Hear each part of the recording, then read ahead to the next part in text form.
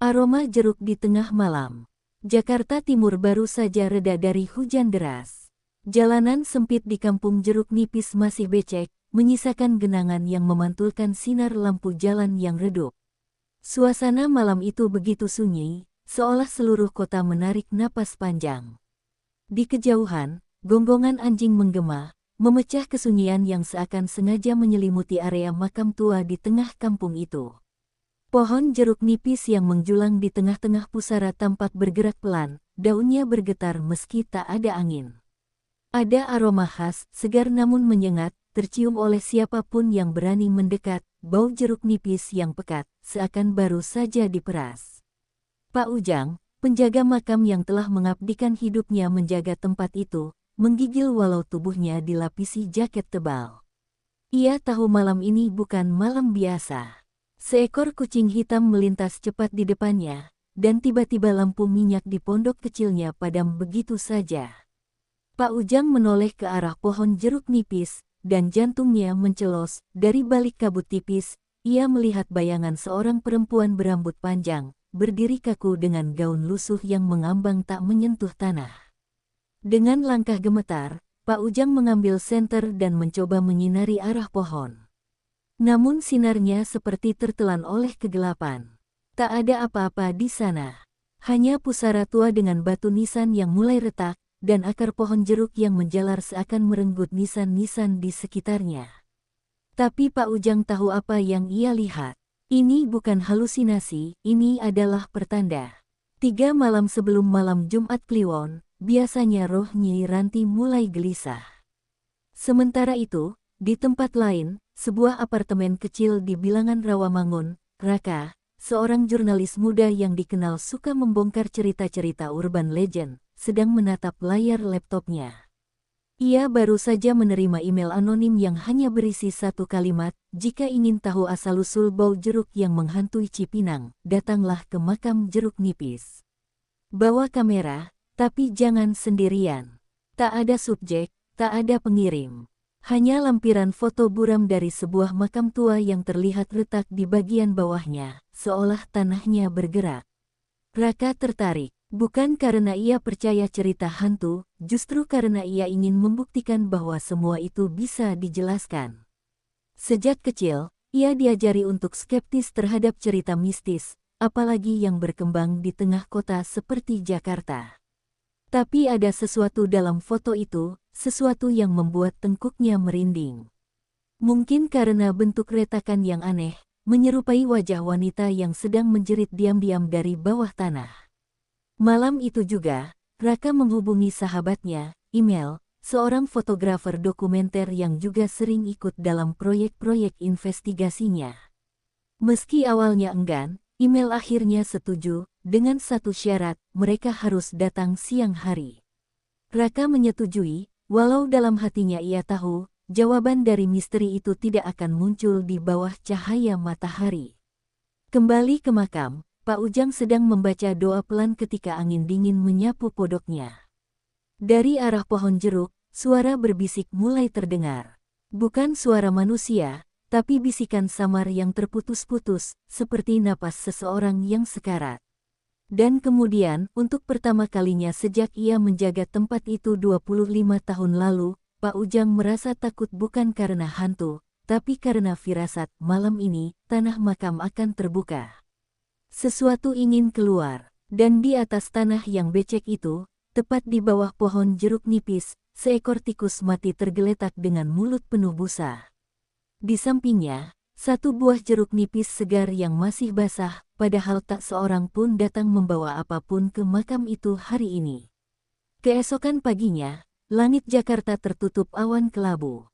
Raka dan Email tiba di kawasan Cipinang dengan motor, menyusuri gang-gang sempit hingga sampai di tepi kompleks pemakaman jeruk nipis. Saat mereka tiba, udara di sekitar terasa berbeda, lembab dan menyisakan aroma jeruk yang menusuk, padahal tak terlihat satupun pohon jeruk di sekitar mereka, kecuali yang menjulang di tengah makam. Warga sekitar menatap mereka dengan tatapan heran dan sedikit khawatir, seolah menyayangkan keberanian dua orang asing yang mengusik tempat yang seharusnya dibiarkan diam. "Ini tempatnya," gumam Raka sambil membuka kameranya. Email hanya mengangguk, tangannya gemetar kecil meski sinar matahari masih terang. Mereka berjalan mendekat ke arah pohon jeruk nipis, dan seketika tanah di bawah kaki mereka terasa lebih empuk, seperti belum lama digali. Email menunjuk sebuah nisan tua yang sudah hampir roboh. Di bagian bawah nisan itu, retakan besar menganga, dan samar-samar terdengar bunyi seperti dengungan atau bisikan. "Apa kamu dengar itu?" tanya Email pelan. Raka hanya mengangguk. Ia mendekat, berjongkok dan mencoba memotret dari dekat, tapi kameranya tiba-tiba mati total. "Baterainya penuh tadi pagi," keluhnya. Email mencoba kameranya sendiri, dan hasilnya sama. Dua kamera digital mati bersamaan di tengah hari bolong, hanya beberapa meter dari retakan makam. Keringat dingin mulai menetes di pelipis mereka. Dari balik semak, suara langkah kaki perlahan muncul. Pak Ujang berdiri di sana, tatapannya tajam namun penuh kekhawatiran. "Kalian bukan orang pertama yang datang ke sini karena penasaran," katanya lirih. "Tapi kalian bisa jadi yang terakhir." Ia menatap pohon jeruk itu dengan sorot mata seperti sedang menatap monster yang sedang tertidur. Nyi Ranti tidak suka diganggu. Terlebih oleh mereka yang punya darah terhubung. "Terhubung?" tanya Raka cepat. Tapi Pak Ujang hanya memutar badan dan pergi, tak berkata sepatah kata pun lagi. Ucapan itu menggantung di udara, membekukan langkah Raka. Apa maksudnya darah terhubung? Apakah dia mengenalku? Atau orang tuaku? Pikir Raka, mulai merasakan sesuatu yang jauh lebih dalam dari sekadar investigasi jurnalistik. Ini mulai menyentuh sesuatu yang pribadi. Beberapa menit kemudian, angin tiba-tiba berhenti. Udara terasa hampa, dan dari balik pohon jeruk, muncul sosok seorang anak kecil, berdiri, menatap ke arah mereka tanpa ekspresi. Tubuhnya lusuh, rambutnya menutupi sebagian wajah, dan di tangannya tergenggam buah jeruk nipis yang remuk, airnya menetes pelan ke tanah. Ketika Raka mencoba memanggilnya, anak itu berlari dan menghilang begitu saja di balik nisan yang runtuh. Mereka mengejar, namun tak menemukan siapa-siapa. Raka menatap tanah di mana anak itu berdiri. Ada jejak kaki kecil di sana, basah dan berlumpur. Tapi yang lebih mengerikan, di sampingnya ada sebuah ukiran tua di atas batu, simbol kuno yang aneh, menyerupai bentuk mata yang dikelilingi duri. Email mengambil gambar dengan ponselnya, satu-satunya alat yang masih berfungsi. "Simbol ini, aku pernah lihat di salah satu buku warisan almarhum ayahku," kata Raka perlahan, napasnya tercekat. Dia pernah bilang simbol ini berasal dari pemujaan Jawa lama, tentang roh yang tak bisa pergi karena dendam darah. Dan saat itu juga, tanah di bawah nisan retak itu bergetar pelan, seperti sedang bernapas. Raka dan Email saling pandang, menyadari bahwa apapun yang mereka bangunkan belum sepenuhnya bangkit. Tapi waktunya semakin dekat. Malamnya, di kamar kontrakannya yang sempit, Raka duduk termenung sambil memandangi foto simbol aneh yang diambil Email. Gambar itu membangkitkan kenangan yang selama ini ia pendam, kenangan akan sebuah buku tua milik ayahnya yang dahulu ia anggap tak lebih dari coretan penggila sejarah. Buku itu penuh dengan simbol-simbol mistik, gambar pusaka, dan catatan tentang dukun-dukun zaman kolonial. Dan di salah satu halamannya, Raka yakin ada simbol mata berduri yang sama. Ia segera merogoh koper tua di bawah ranjang, menarik keluar buku berdebu yang nyaris terlupakan.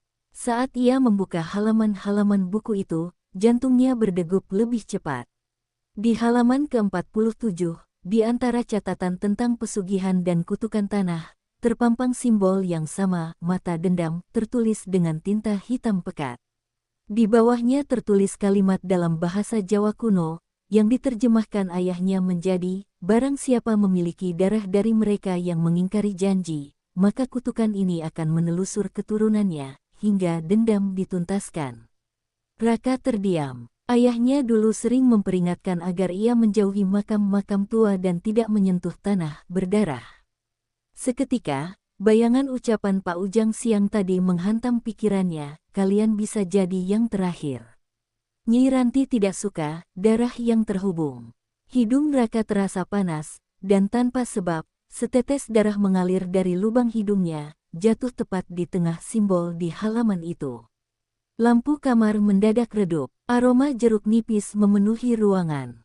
Ponselnya bergetar sendiri, bukan karena notifikasi, tapi karena panggilan masuk dari nomor tak dikenal. Dengan ragu, Raka mengangkat telepon itu.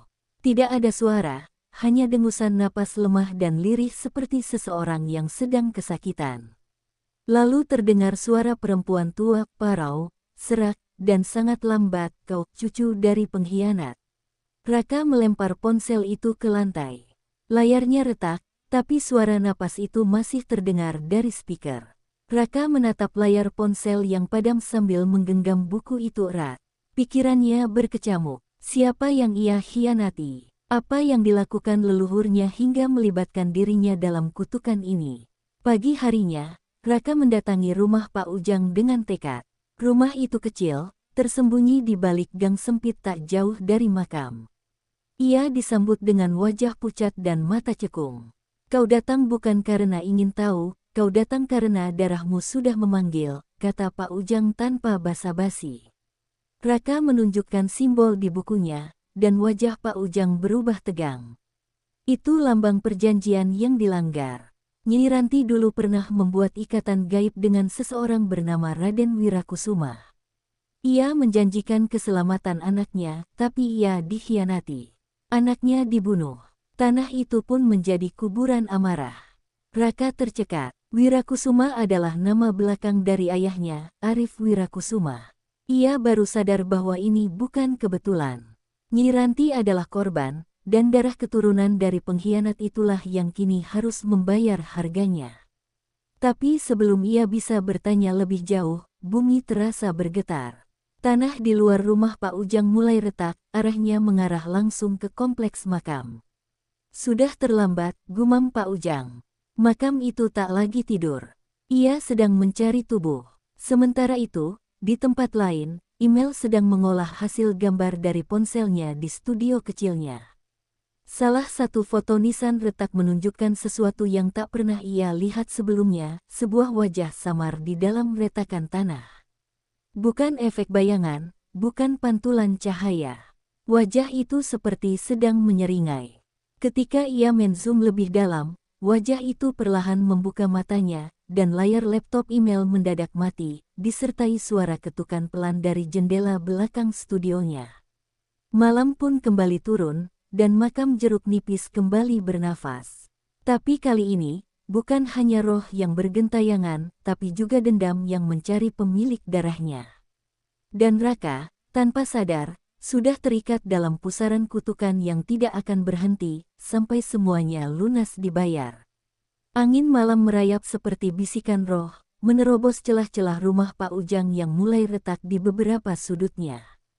Raka duduk membisu di ruang tamu, sementara lelaki tua itu menyiapkan wadah air di dalam baskom kuningan, mencampurnya dengan kelopak bunga kenanga, potongan daun sirih, dan, yang paling aneh, 2 buah jeruk nipis yang dibelah membentuk simbol mata. "Kita tidak punya banyak waktu," ujar Pak Ujang sambil mengaduk perlahan.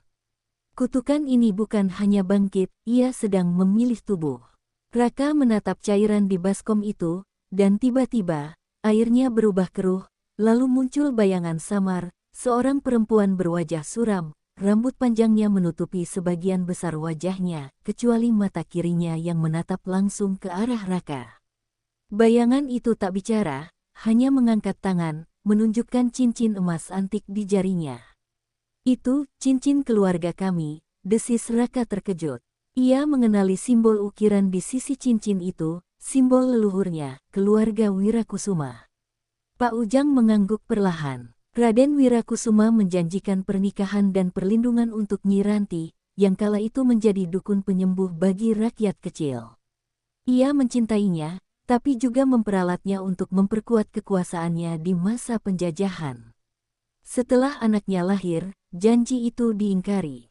Ia menikah dengan wanita ningrat, dan Nyi Ranti serta anaknya dibuang, dianggap aib. Anak itu dibunuh diam-diam. Ranti tidak hanya kehilangan cinta, ia kehilangan darah dagingnya. Dalam kesedihannya, Nyi Ranti tak hanya berduka, ia bersumpah di atas makam anaknya bahwa keturunan pengkhianat itu akan merasakan derita yang sama. Ia mengikat jiwanya dengan tanah. Tubuhnya dikubur hidup-hidup oleh warga yang takut akan kekuatannya. Tapi tanah itu tidak menelan jasadnya dengan tenang. Ia tetap ada, menunggu. Dan sekarang, darah Wirakusuma kembali menapak di atas tanah kutukan itu. Apa yang harus aku lakukan? Tanya Raka lirih. Suaranya pecah oleh rasa bersalah yang ia tak tahu ia warisi. Aku tidak pernah tahu apapun tentang ini, aku bahkan tak percaya hal-hal seperti ini sebelumnya. Pak Ujang menatapnya dengan tajam. Percaya atau tidak, dia sudah mengunci matanya padamu. Kau cucu dari leluhur yang mengingkar janji. Dia tidak butuh penjelasan. Dia hanya menuntut balas. Di saat yang sama, Email terbangun di kamarnya dengan peluh dingin membasahi tubuh. Mimpi buruk menindih tidurnya, ia melihat Raka berjalan ke dalam makam, matanya kosong, tubuhnya seperti dikendalikan. Di belakangnya, Nyi Ranti mengikuti, tangannya meneteskan darah yang berubah jadi kabut hitam. Email menyalakan lampu dengan tangan gemetar, dan menyadari sebuah ukiran kecil muncul di dinding kamarnya, simbol mata berduri itu, terukir samar seolah dibakar dari dalam tembok. Seketika ia mengambil ponselnya dan menelepon Raka, suaranya panik. Kita harus pergi dari sini. Ini bukan hanya soal kutukan, Rak. Ini tentang jiwa yang ingin menggantikan tempatnya di tubuh manusia. Dan aku rasa, tubuh yang dia incar adalah kamu. Tapi sebelum Raka sempat menjawab, pintu rumah Pak Ujang terbuka sendiri, mengayun pelan ke belakang, dan dari luar, masuk kabut tipis yang membawa aroma tajam, jeruk nipis yang membusuk. Pak Ujang berdiri, wajahnya pucat pasi. Dia sudah dekat, gumamnya. Dan jika malam ini kamu tidur, Raka, kamu tidak akan bangun sebagai dirimu sendiri lagi. Kabut kian tebal menelan halaman rumah Pak Ujang. Raka berdiri membeku di ambang pintu, tubuhnya seperti tertarik keluar oleh kekuatan yang tak kasat mata. Pak Ujang meraih pundaknya, berbisik cepat dalam bahasa Jawa kuno sambil memercikkan air dari baskom kuningan ke arah kabut. Seketika kabut itu berdesis seperti terbakar, namun suara erangan perempuan menggema dari arah makam. Dia sudah merasuk ke batas antara dunia, kata Pak Ujang dengan napas tersengal. Kalau kita tidak mengikat jiwamu malam ini, dia akan mengambilnya selamanya. Raka dibawa masuk kembali. Di ruang tengah, Pak Ujang mulai menggambar lingkaran pelindung dari bubuk arang dan daun sirih di lantai. Ia menempatkan Raka di dalamnya, lalu memercikkan darah ayam hitam di setiap sudut. Raka duduk bersila, menutup matanya seperti yang diperintahkan. Tapi dalam gelap matanya, sesuatu mulai muncul, bayangan hutan tua, suara bayi menangis, dan perempuan muda berbalut kain putih lusuh.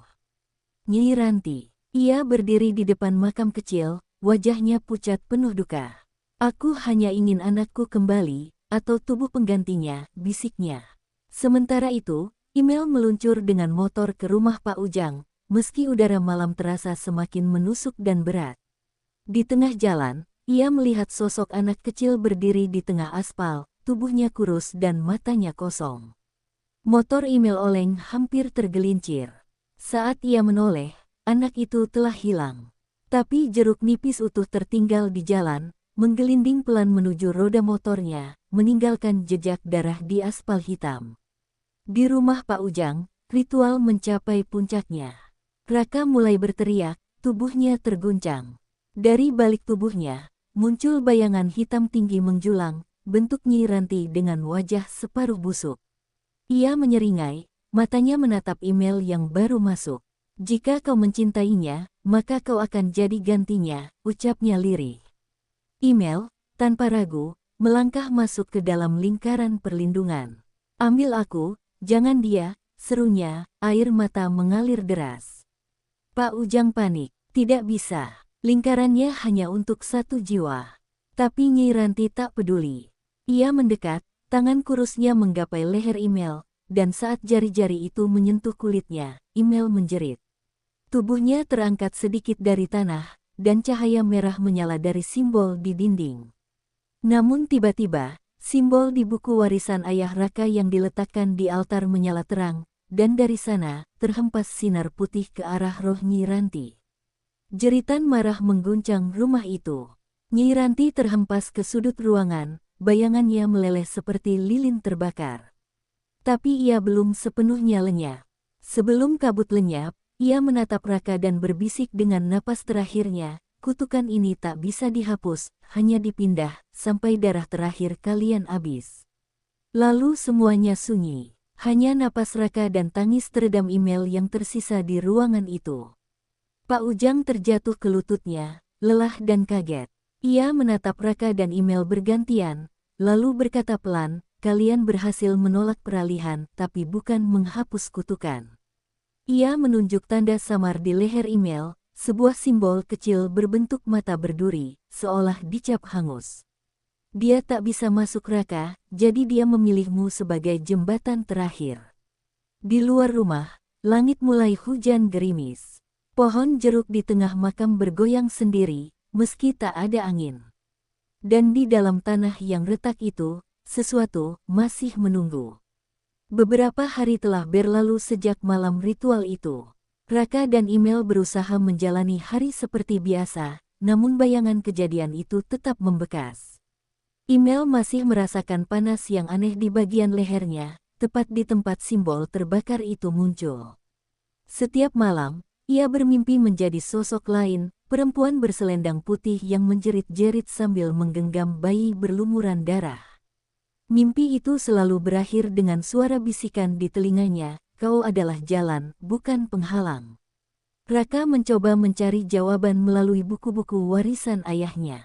Ia mulai menyadari bahwa keluarganya tidak hanya menyimpan sejarah kelam, tapi juga garis darah yang pernah bersentuhan dengan kekuatan gaib. Di salah satu halaman tersembunyi, ia menemukan lembaran kuno yang ditempel rapat di balik sampul. Tulisan tangan ayahnya berbunyi, jika darah keturunan diikat pada tumbal yang tak bersedia, roh akan mencari yang rela. Dan saat itu, kutukan akan kembali kuat. Raka tercekat, ia sadar, saat email menawarkan dirinya malam itu, ia telah menjadi yang rela. Email perlahan mulai berubah. Tatapannya kosong sesekali, ucapannya terdengar bukan seperti dirinya. Suatu sore, saat Raka memanggilnya untuk makan, ia duduk di pojok kamar sambil berbisik.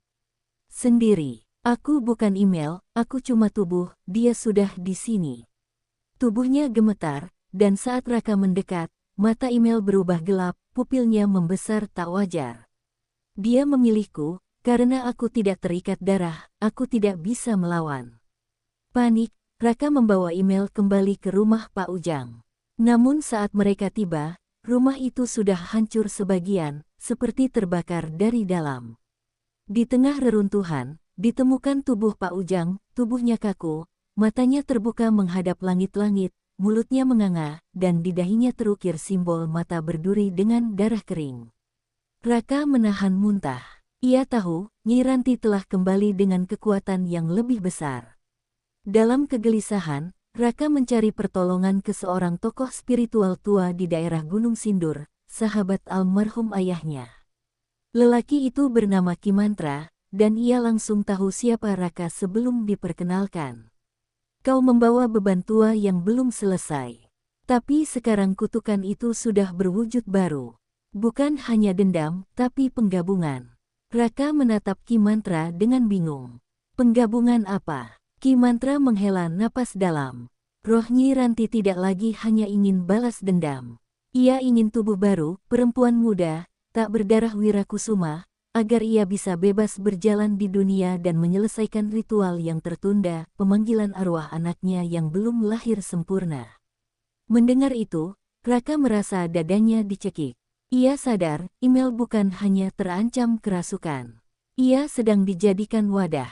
Dan jika roh itu berhasil menyatu penuh, maka bukan hanya satu arwah yang akan bangkit, tapi dua.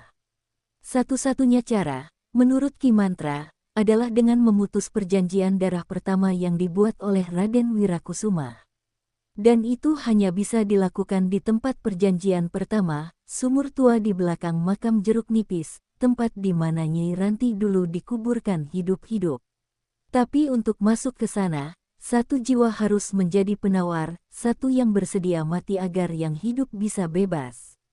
Raka memandang email yang sedang duduk lemas di sudut ruangan, dan ia tahu, satu-satunya yang pantas menebus dosa darah itu, adalah dirinya sendiri. Dan malam pun kembali menyelimuti Jakarta Timur, dengan angin yang membawa bisikan-bisikan asing. Sumur tua itu sudah retak, dan tanah di sekitarnya mulai meneteskan darah. Di tengah malam yang pekat, Raka melangkah dengan berat ke arah sumur tua di belakang makam Jeruk Nipis. Hati dan pikirannya bergejolak antara tekad dan ketakutan, menyadari bahwa perjanjian darah pertama harus segera diputus. Jalan setapak yang remang diterangi hanya oleh sinar rembulan menampakkan bekas-bekas lukisan kuno yang tersembunyi di dinding batu, seolah memperingatkan bahwa di balik setiap langkah terdapat harga yang harus dibayar. Angin yang menyapu membawa bisikan samar, seakan roh-roh masa lalu turut memantau kehadirannya. Di pinggiran sumur, tanah terasa dingin dan lembab, seperti menyambut dengan tangan terbuka arwah yang lapuk. Raka menatap lubang hitam yang menganga di dasar sumur, bayangan dirinya ikut terpantul samar di permukaan air yang mengalir. Di sana, di antara retakan batu dan lumut yang menutupi dinding, ia menemukan ukiran-ukiran rahasia, simbol-simbol yang dulu menghiasi perjanjian antara Raden Wirakusuma dan Nyi Ranti. Simbol itu kini tampak menyala samar, seolah menantang siapapun yang berani melanggar nasib yang telah tertulis. Raka menarik napas dalam, mengingat nasihat Ki Mantra tentang satu jiwa yang harus menjadi penawar untuk melepaskan kutukan. Di benaknya, terlintas bayangan wajah email yang telah tersiksa, dan kesadaran pahit bahwa pengorbanannya akan menjadi kunci untuk menyelamatkan jiwa yang tersisa. Dengan tangan gemetar, ia mengeluarkan pisau pusaka milik keluarganya, sesuatu yang telah dijaga turun-temurun sebagai simbol keberanian dan pengorbanan. Pisau itu berkilau, di balik cahaya bulan, seolah mengajak Raka untuk berani mengambil langkah terakhir. Saat Raka mendekati sumur, suara-suara riuh mulai menggema, seakan alam sekitar ikut memberontak dan mencurahkan segala dendamnya. Suara desis yang dingin menyelinap di antara bebatuan, dan bayangan sosok Nyi Ranti pun muncul, mengambang dengan wujud yang setengah rupa, setengah bayang-bayang. "Akhirnya kau datang," ucapnya lirih namun menggema penuh amarah, "darah pengkhianat harus ditebus dengan jiwa yang rela." Dalam tatapan itu, terselip kegetiran dan luka masa lalu yang belum terobati selama ini. Raka menundukkan kepala, merasakan beban sejarah yang menghimpit dadanya. Ia tahu bahwa jalan menuju pembebasan bukanlah tentang melarikan diri, melainkan menghadapi segala dosa yang menjerat dari generasi ke generasi. Dengan suara yang serak, ia berjanji, "Aku rela menjadi jalan, agar kutukan ini berakhir dan nyawa yang tersisa tidak lagi harus menderita." Di sela-sela desah napasnya, ia bisa mendengar deru air sumur yang seolah mengiringi langkahnya menuju kebenaran pahit yang telah lama menanti. Tanpa ragu, Raka menancapkan pisau pusaka itu ke atas sebuah batu pipih di depan sumur, seolah memulai ritual pemutusan perjanjian darah. Cahaya dari pisau itu seketika memancar dengan intensitas yang luar biasa, menyinari seluruh area dan mengungkap tabir kekuatan yang bersembunyi di balik kegelapan. Setiap tetes darah yang jatuh dari ujung pisau bersatu dengan air sumur, mengalir ke dasar yang terdalam, seakan memberikan peringatan bahwa kutukan tidak akan pernah berakhir jika pengorbanan tidak diakui sepenuhnya. Detik demi detik berlalu dengan keheningan yang mencekam. Di antara riuh gemuruh alam, suara berat dari bumi mulai terdengar, seperti auman para leluhur yang bangkit untuk menuntut keadilan. Raka merasakan getaran yang semakin kuat, seolah seluruh dunia ikut berduka dan menahan nafas. Di tengah kegentingan itu, ia menyadari bahwa pengorbanannya telah membuka jalan bagi kekuatan yang lebih besar, yang harus segera dihadapi untuk memastikan bahwa kutukan tidak menguasai jiwa-jiwa berikutnya. Saat fajar mulai menyingsing, langit perlahan cerah meski masih diselimuti kabut tipis. Sumur tua pun berangsur-angsur menunjukkan tanda-tanda kedamaian, airnya tak lagi bergolak dengan kekuatan jahat, melainkan mengalir dengan lembut bak menghapus noda darah masa lalu. Raka, yang kini terkulai lemas di antara reruntuhan sejarah dan pengorbanan, menatap langit dengan mata penuh haru. Ia tahu perjuangannya belum berakhir, namun setidaknya, satu bab kutukan telah terselesaikan meski dengan harga jiwa yang tak ternilai. Fajar yang menyingsing tak membawa ketenangan. Di balik langit kelabu, kekuatan gaib justru bangkit dari luka yang belum sepenuhnya tertutup. Meskipun sumur tua telah disucikan oleh darah Raka, tanah di sekitarnya justru bergetar dengan ritme yang tak wajar. Di bawahnya, di kedalaman yang belum pernah dijamah cahaya, sesuatu bergerak, lirih, tapi sangat nyata. Sosok kecil, tubuh bayi yang belum lahir sempurna, mulai membentuk wujud. Nafas pertama, bukan milik makhluk hidup biasa, terdengar seperti jeritan dari dalam tanah. Email, yang masih duduk lemas di pondok Ki Mantra, tiba-tiba menjerit sambil memegangi perutnya. Dia, masuk ke aku. Teriaknya, matanya kembali berubah menjadi gelap. Ki Mantra yang sedang mempersiapkan segel perlindungan langsung berdiri panik. Kutukan belum selesai, teriaknya. Nyi Ranti memang menerima pengorbanan Raka, tapi bukan untuk dihapuskan, melainkan untuk membangkitkan anaknya lewat tubuh email. Suasana mendadak kacau. Petir menyambar meski matahari sudah menggantung di langit. Di luar pondok, angin bertiup keras dari arah makam jeruk nipis. Daun-daun jeruk melayang ke udara, menari seperti ular yang mencari mangsa. Dari kejauhan, terdengar tangis bayi yang tak alami, terlalu tua untuk jadi bayi, terlalu muda untuk jadi roh. Ki Mantra berusaha menggambar segel baru dengan darah ayam hitam, tapi email meronta dengan kekuatan yang mustahil dimiliki tubuhnya. Aku adalah pintu. Aku adalah rahim yang dipilih. Dia akan hidup lewat aku. Suaranya berubah dua lapis, satu suara email, satu lagi suara perempuan penuh kebencian. Ki Mantra sadar bahwa tubuh email tidak akan bisa bertahan lama. Ia berteriak pada anak muridnya untuk membawa peti pusaka dari bawah altar, peti warisan dari masa penjajahan yang menyimpan sesajen terakhir peninggalan Raden Wirakusuma, gelang perak milik Nyi Ranti. Jika kita kembalikan miliknya, kita bisa menutup jalan kelahiran itu, katanya. Tapi waktu hampir habis. Perut email makin membesar dengan cepat, seolah janin tak kasat mata tumbuh dalam waktu yang dipercepat. Sementara itu, di dimensi perantara antara dunia dan kematian, jiwa Raka berdiri dalam kabut abu-abu. Ia melihat tubuhnya terbaring di pinggir sumur, namun jiwanya belum pergi. Dari kejauhan, ia melihat Nyi Ranti berdiri membawa bayi tak berwajah, menyusu pada kegelapan. Kau pikir ini tentang dendam? Katanya, tidak. Ini tentang kehidupan yang dirampas oleh darah kalian. Aku akan melahirkan kembali anakku, dan dunia akan tahu rasanya kehilangan. Raka berlutut, memohon, ambil aku sepenuhnya, lepaskan dia. Tapi Nyi Ranti hanya tersenyum dan menghilang dalam pusaran hitam. Di dunia nyata, Ki Mantra berhasil meletakkan gelang perak di perut email yang hampir meledak. Saat logam itu menyentuh kulitnya, jeritan dahsyat memecah langit. Tubuh email melayang, dan dari perutnya keluar kabut hitam yang membentuk wajah bayi tanpa mata. Bayi itu menangis, tapi bukan suara kesakitan, melainkan kemarahan.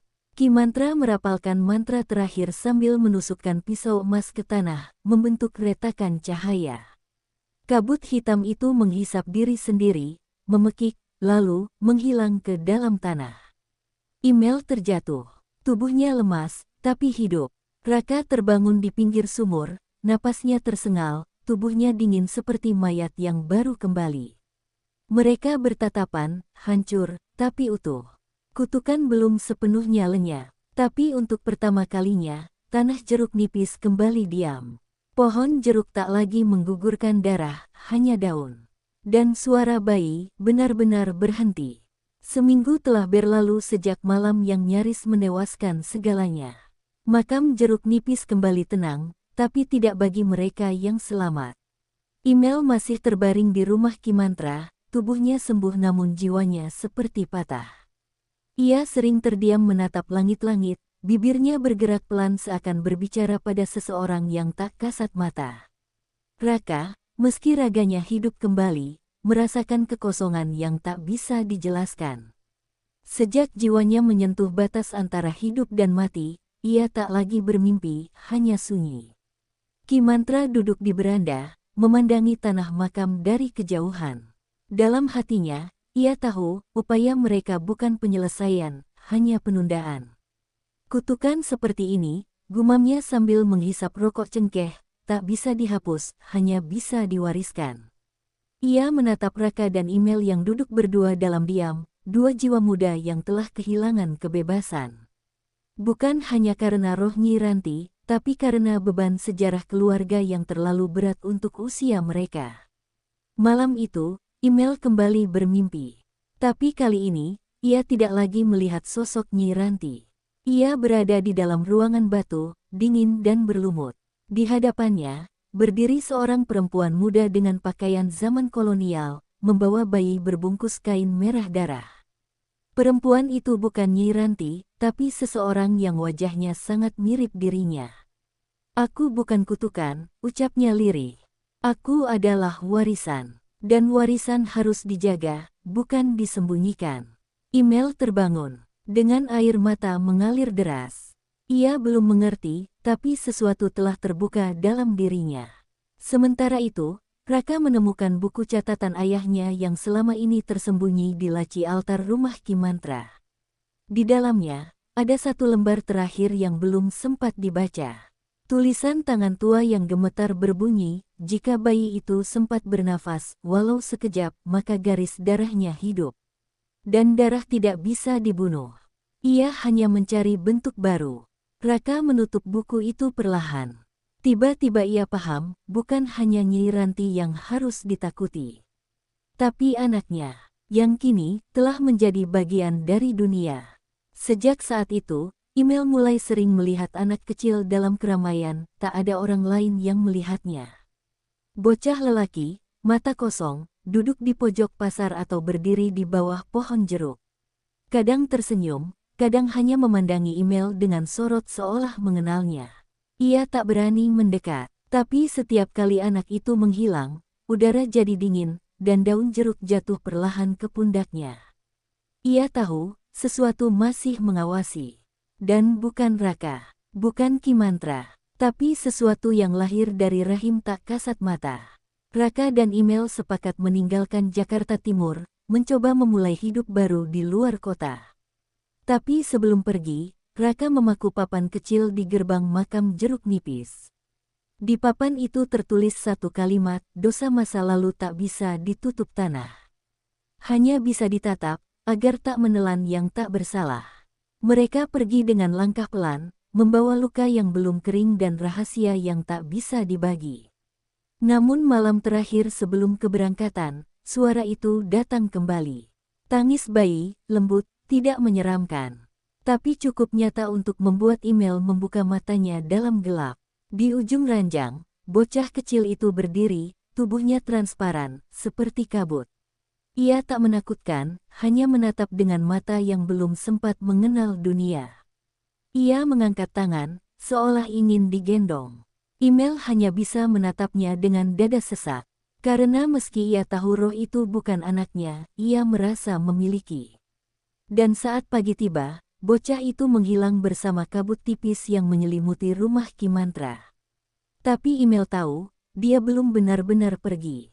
Karena kutukan sejati bukan tentang kematian, tapi tentang ikatan yang tidak selesai. Beberapa bulan telah berlalu sejak Raka dan Email meninggalkan Jakarta Timur, mencoba melupakan semuanya, atau setidaknya membiarkan waktu menyembuhkan luka mereka. Mereka tinggal di sebuah kota kecil di luar Jawa, jauh dari hiruk-pikuk ibu kota yang memenuhi pikirannya dengan bayang-bayang kelam. Namun, meski kota itu menawarkan ketenangan, rasa gelisah yang sama terus menghantui mereka. Raka sering merasa ada sesuatu yang mengawasi mereka, sementara Email selalu terbangun di tengah malam, merasakan kehadiran yang tak tampak.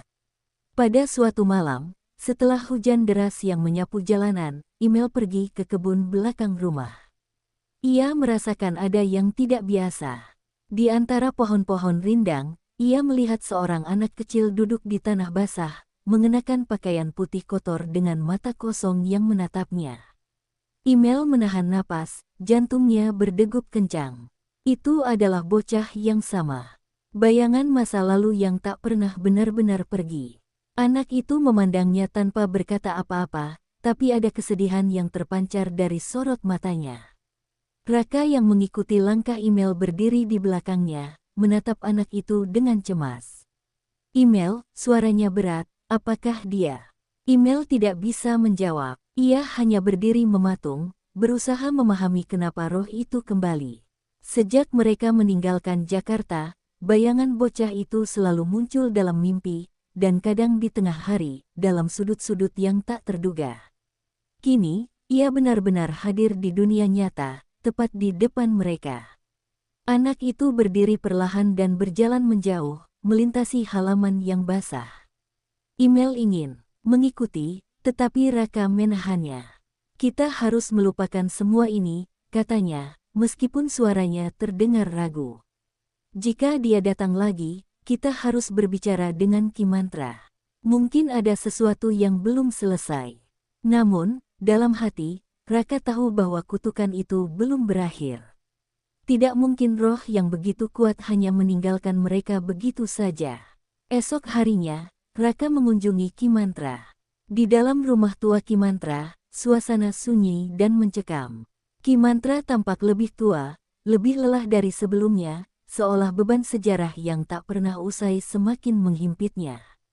Kutukan itu belum berakhir, katanya dengan suara pelan, seakan menunggu pertanyaan yang sudah jelas akan datang. Kau dan Email hanya menunda, bukan menyelesaikan. Nyi Ranti bukan satu-satunya yang menginginkan anak itu hidup kembali. Raka merasa tubuhnya lemas. Lalu siapa? Apa yang sebenarnya terjadi dengan bayi itu? Kenapa dia terus muncul? Apakah itu anak Nyi Ranti? Ki Mantra menghela napas panjang, seperti mengumpulkan kekuatan untuk berbicara. Anak itu bukanlah anak Nyi Ranti yang dilahirkan dalam kesakitan dan kematian. Itu adalah anak dari darah yang lebih tua. Anak yang seharusnya tidak pernah ada, tapi ada karena pengkhianatan terhadap garis darah yang lebih kuat, lebih tua, dalam sejarah panjang keluarga kalian. Perasaan terkejut dan bingung menggulung dalam diri Raka. Ia tak tahu harus bereaksi bagaimana. Maksudmu, anak itu ada karena... Ki Mantra mengangguk. Ya, dia adalah anak dari masa lalu yang lebih gelap. Dan kutukan itu belum selesai, karena darahnya belum terikat sepenuhnya. Untuk menyelesaikannya, kau harus kembali ke Jeruk Nipis. Hanya di sana, tempat perjanjian pertama terjadi, kau bisa menemukan jawaban, atau lebih tepatnya, menghadapinya. Kembali ke Jeruk Nipis, sebuah tempat yang telah membawa begitu banyak penderitaan. Raka tahu, kali ini mereka harus menghadapi bukan hanya kutukan, tapi sejarah yang tak pernah mereka pahami sepenuhnya. Mereka harus mencari akar dari segala penderitaan ini, atau kutukan itu akan terus mengikuti, menggerogoti mereka hingga tidak ada yang tersisa.